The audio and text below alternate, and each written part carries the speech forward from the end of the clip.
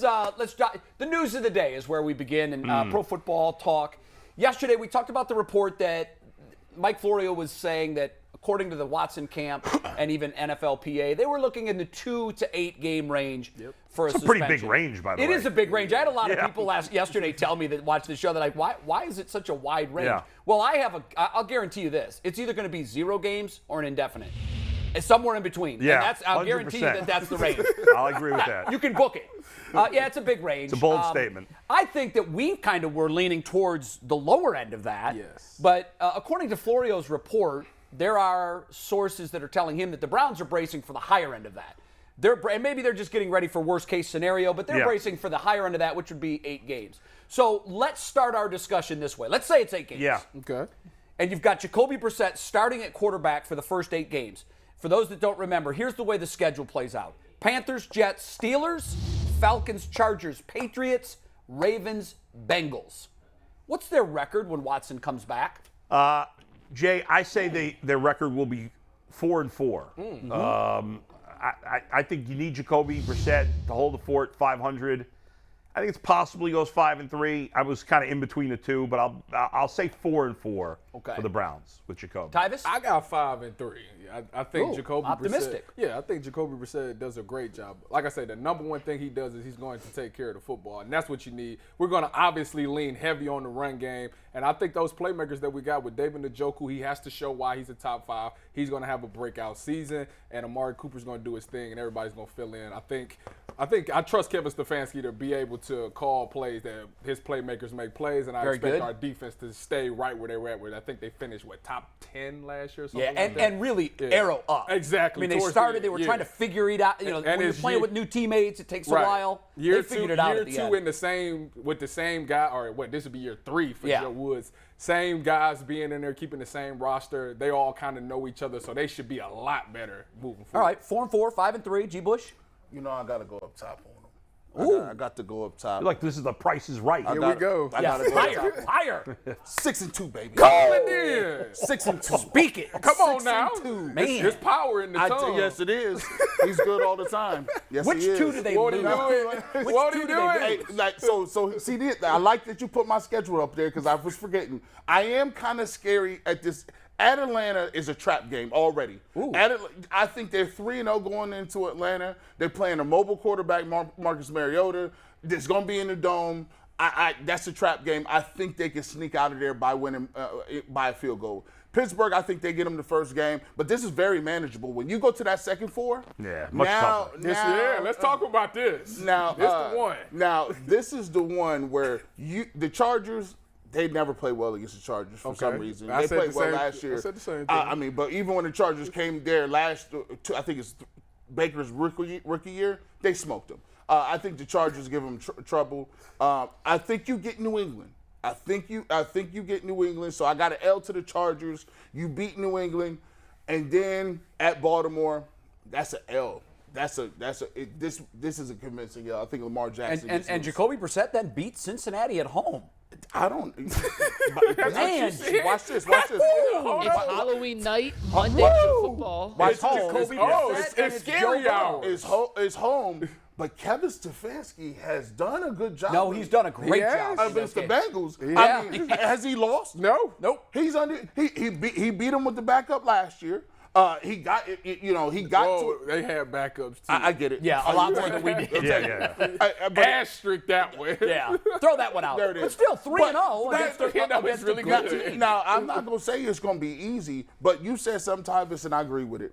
The Cleveland Browns, if they want to win, I'm looking at Myles Garrett. This has to be your Defensive Player of the Year type performance. This is it. And this is why I always tell y'all, man, look, you got Myles Garrett, you got Jadeveon Clowney. You got a lot of people on that field getting a lot of money. Denzel Ward feels he's a top 3 corner. You got John Johnson. He getting a boatload of money at safety. And you got Grant Delpit, who I feel like is going to be our version of that next safety. We ain't never had we no need safety. that. We badly. need that guy. A couple of things here. First of all, I take issue with Florio using the word the Browns are bracing because to me that indicates something they were not prepared for until recently.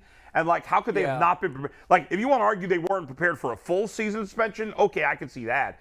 But I think for a while now, I'm sure they they've been saying they probably thought, well, if it's 8 games, we can live with that. I don't know that I agree with the term bracing. Maybe the wrong word. I think maybe perhaps expecting.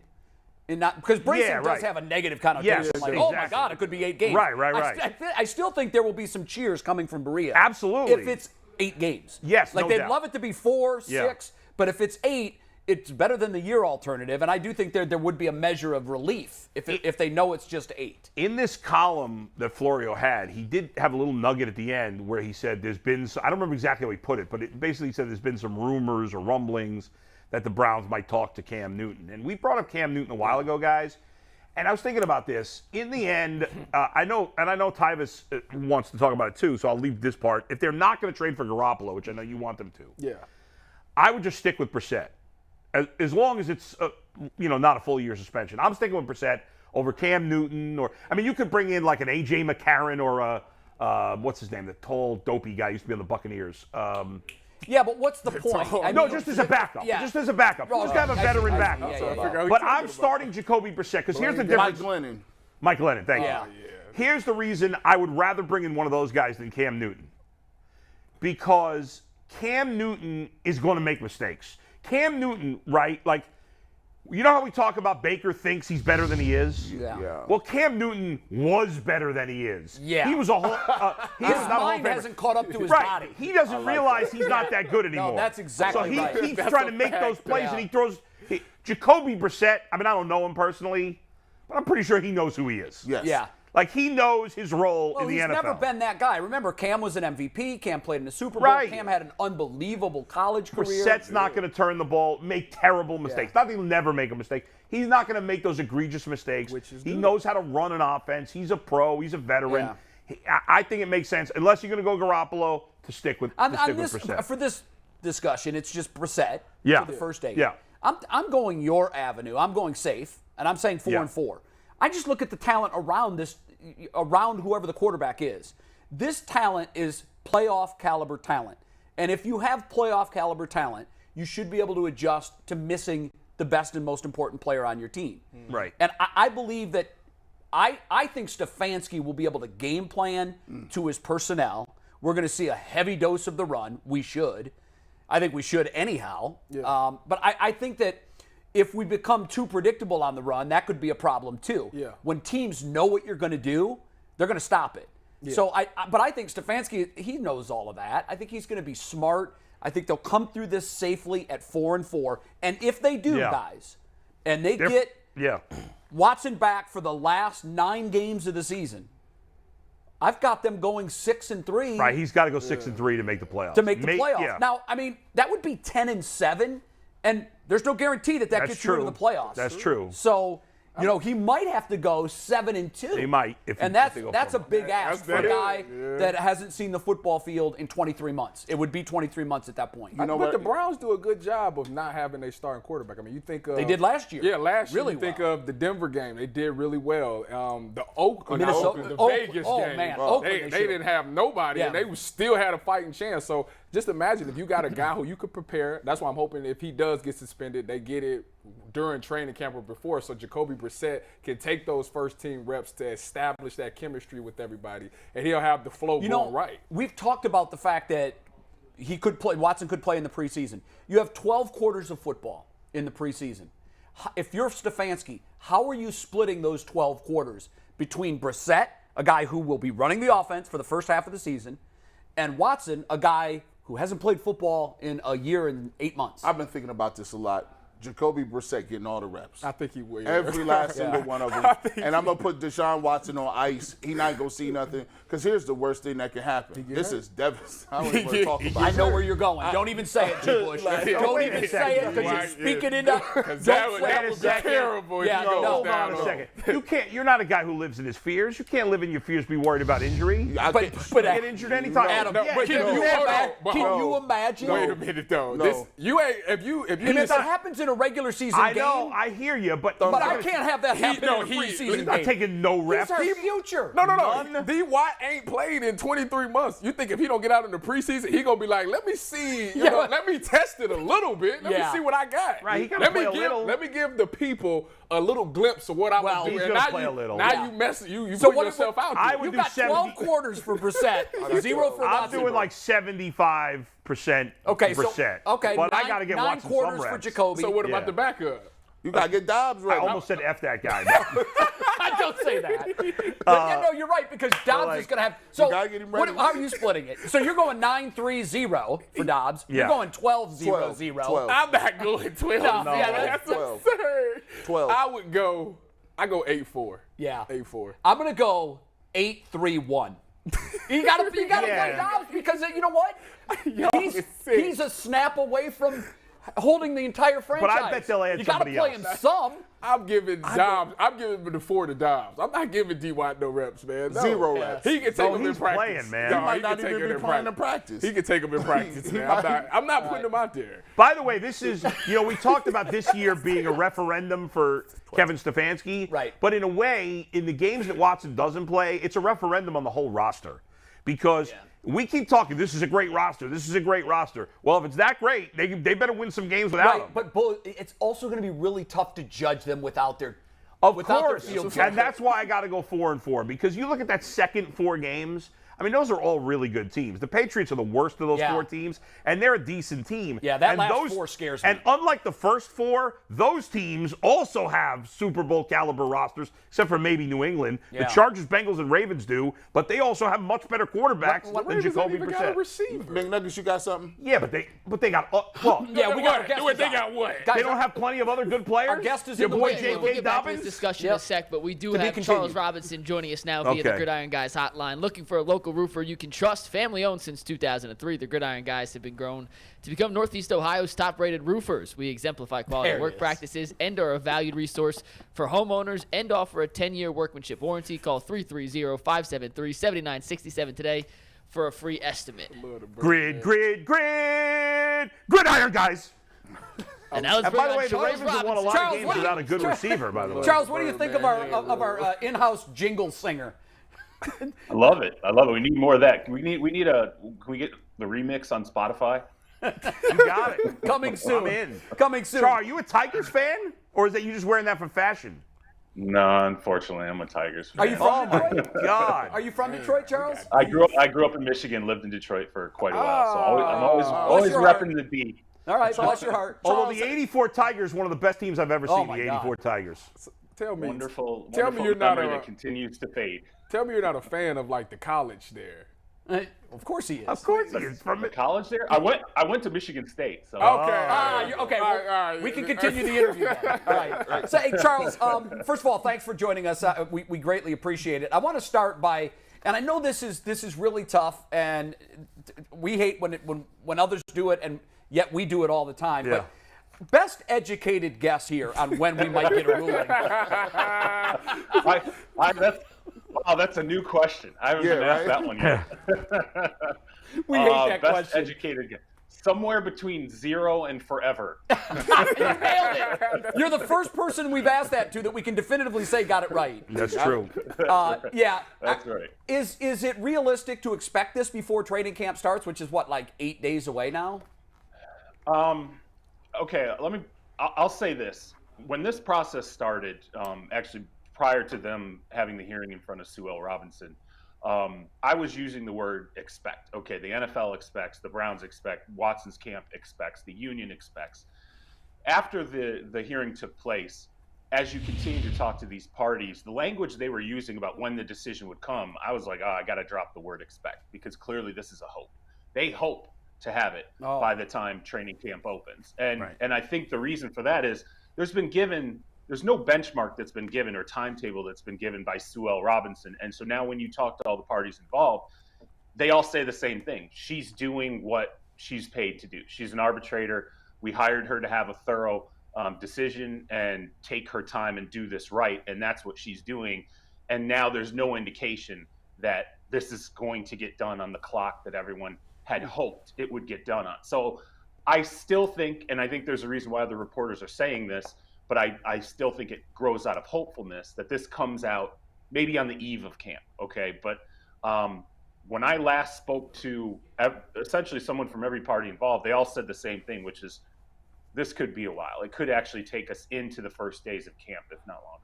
Okay. You know, Charles, one of the things that I haven't heard many people kind of prognosticate on or kind of guess is, say, for instance, Judge Sue Robinson comes back with her verdict and say it's 8 games.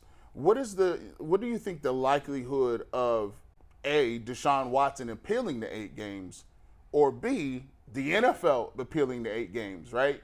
Because they still can do that if it's anything over 0 games. Do you have a kind of a sense on whether or not they will take whatever she says and ride out with it? I think that Deshaun Watson's camp knows that there has been sort of an advisement that if this comes in less than double-digit games, it's probably best for him to take it. Because remember, if he appeals, once again, that goes to Roger Goodell or his designee, and they have an ability to add games. So you're opening yourself to potential additional peril if you're the party that decides to appeal. Now, I actually like that 8 to 10 game number because I think that is the number that neither side will be happy with, and that means the arbitrator succeeded. That means that if the NFL is sitting there and they're staring at 8 to 10 games, they're going, that's not a full year. That's not, essentially the 17 games plus postseason that we might have hoped for. But also Watson's camp is sitting there going, we thought the way the NFL presented, and the union thought the way the NFL presented, this could be 4 games, it could be 2 games, it could be 6 games.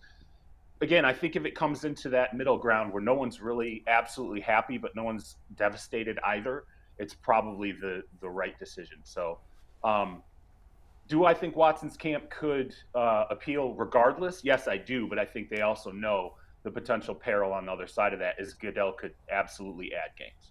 Charles, I've talked about on the show a few times how these decisions in the past have always been made by the league based on emotion or appearance, right? They suspended because they wanted to maybe appease the people that were angry, right?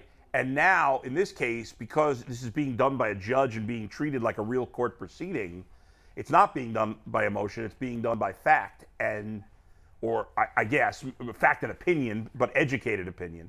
So in the past, where I think the league was worried about the fan reaction to the suspension, I think in this case, if she puts a smaller suspension, let's say it's only 4 games, and there's some people outraged by that. I do think, though, if the league tries to Bigfoot her and says, well, that's not enough, we're going to spend them 12 games, I think there'll be a lot of backlash from fans that are angry about that.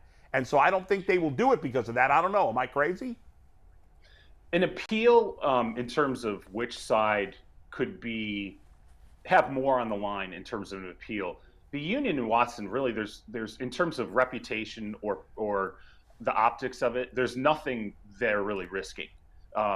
If it's 8 games, if it's 12 games, 4 games, whatever, if they appeal it, in terms of the optics of it, there's no real risk there. But for the league, there is, because of the fact that prior to the last CBA, the way that justice was sort of handled between the NFL and the union, it was considered sort of a kangaroo court. Okay, it's going to go before Roger Goodell. It's streamlined into this process where it's basically just the league deciding this is how it's going to go. And no one really considered that a real kind of valid system. Then this new CBA comes in, they pick this arbitrator, and with this new system in place, as you said, if the league decides we're going to undercut this, what you're effectively saying is we chose a federal judge who has more than 20 years on a federal bench, who has a great resume, who's probably corporate leaning, who was appointed by a Republican president, all these different things that kind of lean into the NFL's backyard.